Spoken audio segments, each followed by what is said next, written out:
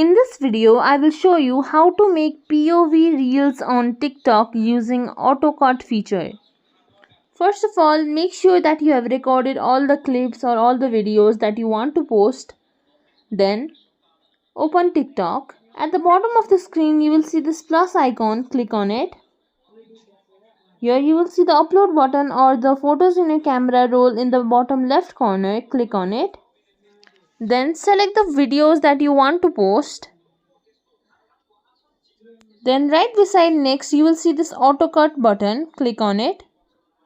After that, TikTok will edit your video, make cuts, transitions, add trending audio, then edit it to perfection. Then you can click on this alphabet icon. Write the caption.